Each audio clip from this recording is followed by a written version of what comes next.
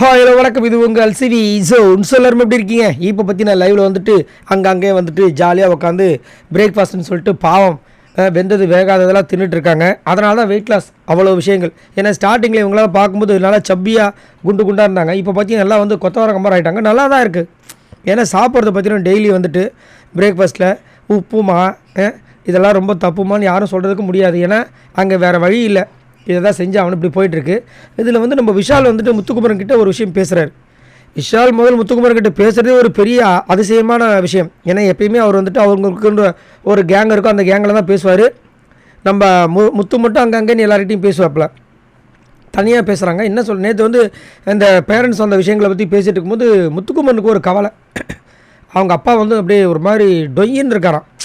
ஒரு மாதிரி எப்படியே உடஞ்ச மாதிரி இருக்கார், ஒரு மெலிஞ்ச மாதிரி இருக்கார், ரொம்ப கஷ்டமாக இருக்குது அப்படின்ட்டு.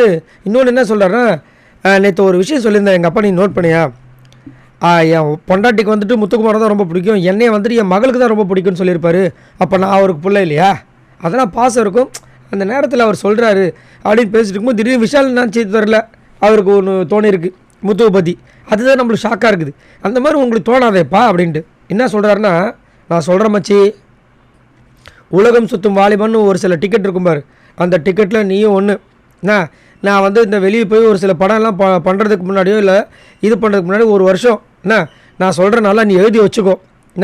நீ வந்து இங்கே வந்து வெளியே போய் நான் ஒரு வருஷம் கழிச்சு நான் கேட்பேன், நான் மச்சான் எப்படிடா எந்தெந்த கண்ட்ரிக்கெலாம் போகலன்னு கேட்பேன். நீயும் சொல்லுவேன், மாப்பிள்ளை நான் இவ்வளோ கண்ட்ரிஸ்க்கெலாம் போயிருக்கேனான்னு சொல்லுவேன் பாரு, எழுதி வச்சுக்கோ, இது நடக்கும்ன்றாரு. என்னடா இது? எனக்கு என்ன ஒரு டவுட்னா, அது எப்படி திடீர்னு வந்துட்டு முத்துக்குமார் மேலே அருணுக்கு பாசம் வருது, விஷாலுக்கு பாசம் வருது. இந்த 2 டிக்கெட்டுமே வந்து முத்துக்குமார் பயங்கரமாக எதிர்த்த ஒரு ஆட்கள் நிறைய இடங்கள் நம்ம பார்த்துருக்கோம். திடீர்னு பார்த்தா நேற்று வந்து அவர் முத்தம் கொடுக்குறாரு. இவர் என்னடானா உலக சுட்டு வாலிபன், நீ வெளியே போய் நிறைய கண்ட்ரிஸ்க்கு போவேன்னு சொல்கிறாரு. ஒன்றுமே புரியலையப்பா.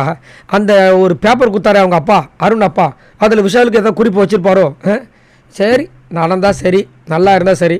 இவர் சொன்ன மாதிரி முத்துக்குமார் பெரிய ஆளாக வந்தாலும் சரி, ஏன்னா அவங்க அம்மா அவங்க அப்பா அதை தானே எதிர்பார்க்குறாங்க. சரி, நீங்கள் உங்களோட கருத்தை சொல்லுங்கள். இங்கே திடீர்னு அன்யூஷுவலாக நிறைய விஷயங்கள் நடக்குது. இதை பற்றி என்ன நினைக்கிறீங்க? அது மட்டும் இல்லாமல் நேற்று வந்து அருணோட அப்பா அந்த பேப்பர் கொடுக்குறாங்கன்னா அது பெரிய ரூல்ஸ் பிரேக்.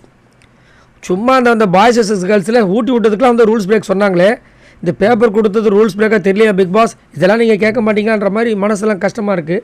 பட் இருந்தாலும் கேம் நடத்துறது அவங்க. சரி, உங்களோட கருத்துக்களை சொல்லுங்கள். ஏன் திடீர்னு விஷால் வந்துட்டு முத்துக்கு இந்த மாதிரி ஒரு புகழாரம் சூட்டுகிறார்? முதல் முத்து எப்படி வந்து அவரோட கண்ணில் பட்டார்? மறக்காமல் கமெண்ட்ஸ் பண்ணுங்கள். இது மாதிரி நிறைய வீடியோஸ் உங்களுக்காக காத்துட்ருக்கு. மறக்காமல் நம்மளோட சேனலை சப்ஸ்கிரைப் பண்ணுங்கள். பாய் நண்பர்களே.